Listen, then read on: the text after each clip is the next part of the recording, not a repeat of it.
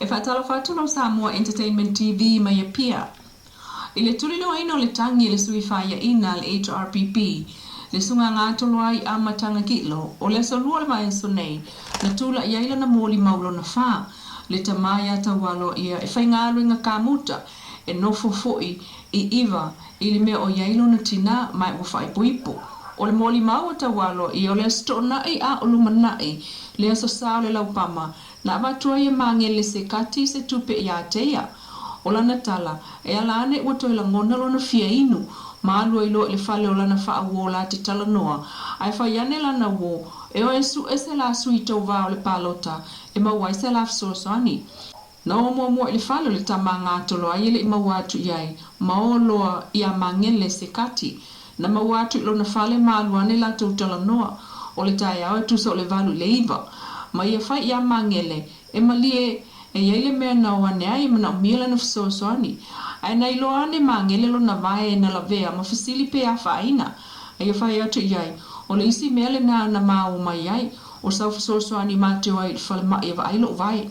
Na amane mangele iaile se lauta lama fa peane, e va ai iloa e nisi te iwa umane fo ia fa le tonu. Na o loa tawalo ia malana uo fa tau fangu malosi o le rover tolu fitu tala ma le taula mumu e tasi ma le pepasai mingi e tasi pe taina fasilingi ele lo ia mangele le moli mau le anga tolo ai o le a moli mau e no kati lana uo na luatu e su e ta vale e ave ia il falmai pe taina ia ta ua ena tele o lopo o alofa mangele ai e loto sosoani na iyo e ina le moli mau le e sao ana iloa e mangele e inuai pia ele tupe ele avanea. Wa iai maisi tala whaapopo le mōle mau, e le itusia la na mōle mau tustusia, le o fola siane e whamsinaunga, e o fo ilo naru le whaleo eno kati, e le o tā ua ila na whamtalanga talu, na ia tā ua ele o mana o ia fiala na uo le mea lea, na ia iyo e ina foi, o lona tawana wina o se tupe, mai se sui tau vā, i se awala le ami o tonu, pe ta ina ia toi whapeane, sa talo sanga na te le tawana wina, o le upu fo i mai lei e mamafa tele, ai o le upu whapele, o se upu whapena. Moni maulu na lima ngā tolo ai, o Ioane Tomasi, o se tāne whaile a inga ma le whanau, e tausi a inga mai palota fo i whaasale le anga numera lua. O le tamaa lea na o atu ma whale i le taavale a whale, ai whetau i ma le taavale a mangele malona a inga le awala. Na whai whale i a mangele se se lauta live so soani lun whalavelave, ai whai ani e mangele le se tupe le a taimi, malao ai loa i le alo ngā tolo ai ele i maua. O le toe fo i ane le awala, ai whetauwi ma le toe fo i atu le ta vale mangele mataloa i ala ua e mulimuli atu. Na mulimuli ai loa ma o le pāpau, tangoloa mangele tu ane ai le onos futa la. O lana pito na lata i ai mangele mai na avane i a ia, o le 5 futa la atoa ma le futa la. Na o loa vai le la tupe whātawa na whangu pia e tolu, ai avel tolu futa la i a whale. Ina ua wala au mōli maua mangele, tali etua i tua inga a mōli maua ngātolo ai. Sa tamua ai ta whatua Iosefa, o le ali e 5 futa usanga, o whailona ainga ma le whanau, whai whaatoanga, e no whailona ainga mai palota i a whaasale anga numera lua. E tausonga ma tau maloto, o le tina o mangele. Mai e ta ua, na aluatu tau maloto le tina o mangele se kati, e asilo na tina, o na whato asau mai New Zealand. O ta ua le mole maule a mangele e moni, na ave le tina o mangele se kati, o tau maloto le 5 futa la i a whataloto. O whataloto le mole mau ngatolo, ai le sa tula i le songofua, mai e ta ua le whaamsinonga, na aluatu e au mai le whangpensini, mai le whale leo le ainga, le e iai i a tawhatoa. Ai whetawi, ma le savali mai whafo mangele malon tina o tau maloto. Matango ai tau maloto, a vane le 5 futa la i a te ia mawhaiane ia, e tau tua nā le palota si ana tama. Pe tai o le ua mōli mauai i le so po le songa fua tawhatoa, sa la tau tala noa umalawa i whafo ma whata loto, ma tau maloto. Ma ia wa ai, o ave e tau maloto le tina o mangele, le tupe i a whata loto. O le tala al mōli maule o iana sa valiane i whafo, i a whata loto na alu atu se penisini. E o ane la i whafo mangele malona tina sai to tonu la to fale o tutu atu I fafo mai na ia va ai o ave le tina o mangele le tupe ia fataloto pe ta ina ta ua fataloto ila na moli maule sngofua o mangele na va tu tupe ia teia na ia fa mauni fo ila te a inga matomoloto le tina o mangele ile moli maulo na lua mangele o lona tina o tomoloto fiaui o le tina le ona tolto sangal mutua sa no foi sa fu ile ai ngolon tolua ai olona no moni lava o vai fai ai ngolon tina na ia fa maunia le o atu e asi lon tau songa I vai fai na la o mamangele se kati lan tama ona fato afo I mai New Zealand ai wane ai o tala no atu fataloto matafatoa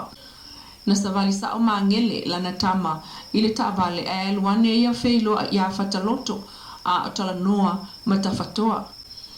mai ave ai le lima sfuta la ia fataloto ai te ufa ia ne fataloto tu mai lo fatu tuanga tate ainga o lo te ena tau maloto lo na fai o se tala whaapea tau tuana le palota ala na tama nafsingia lo ia anga tolo aile i atawa Jerry Hunt le tina ia tau maloto ile afeta la o lana mea alofa lena ave il falkomiti fo vai a fai ai o le tali tau maloto o le sua ngā tupe o le falkomiti ni whaasala la watu I lungo le Facebook I New Zealand I tama whanau vai a fai a lolo fa ngā ruenga ai o I New Zealand masaya whaatonu lana whanau e lafal tupe I savai o lana mea alofa ngā ruenga o le falkomiti na sau I Samoa no fovava ia tonva yaso ai na ia whaatonua lana tama se I ona wha o atu lana mea alofa ngā ruenga o le falkomiti ma whaapena lamo na alu mangele avele tupe ma wha upu o le mea alofa alona tina ili ngā ruenga o le falkomiti ta oe ta maloto o le to tele lana whanau na ola umai vai a fai mai sa fai komiti malon tina ma le taimi atoa I vai a fai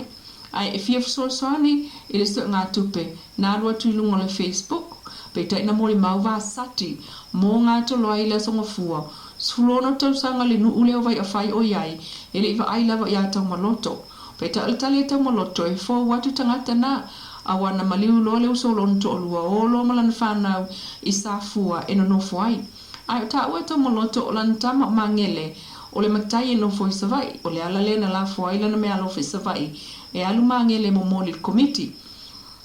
o le moli maolo na tolu o mangele o kome moe mai e nofo I vai a fai e tau si ainga mai tulo na fale I au tafo le fal komiti ma ia moli mau e o atu mangele a batule fisosoani a feta la alona tua a o iai mala o atu ai ile fale fola lau papa na iai tina al komiti sa tua tu lawa I fafo mangele a batule tupe ilungo le fola o le fale mai o iana tango ave ilisi tina na pitoana I ateia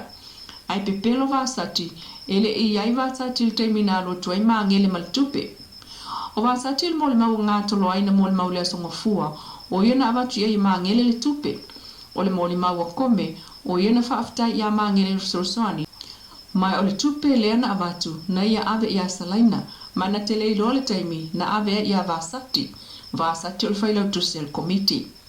e taane le lima le fiafio le solua o whaanga solo lava mole mau a mangele se kati e toe se fulu na mole mau o lo totoe o whautuaina le whaamsinongolo ia tau mwhai o atu le sfraile ua mai ala tom ta apu fu le piso le whaamsinongo ia nei mai toe whaawa wai ile so lulu le whaamsinongo le nei le maa ngā tolo ai whaana amatanga kilo ma le na manuia le palo te tele whaasanga ia mangele se kati tolu lima tausanga o le vang whaapu whai le whaas o tala tamai o le fono ta il vang whaapu whai a le whaatuatua ile atua sama o tasi po le whaas ma le HRPP ile asonga fua o lo mana o lava tuila epa ia atua le ono no fua tama ita I pale mene e amatai ai o le fina o ta ita i le fas o lo so solo lava I fai unga al whaamsinonga mai o tawai ona no fo ia le pale mene pe tai o fai lo mai le sila asanga ale vanga fa ufai le fas I la wa ule o le solua o tufa tuai tu sistemania vanga o ta ita I le HRPP I le leu sita ia o fai unga al whaamsinonga o fatulanga ile asonga fu le vai so fo e vala awai na mata upu le lua ile auli ai o se fulu le tai au o le asonga fu le valea e vala awai fo ile mata upu ile fatula funoina le o fatotonga le ana fai o le parlemene ile so lus fu fa me o tala tamai na fa msinonga mai pia Amesene Mola Samoa Entertainment TV.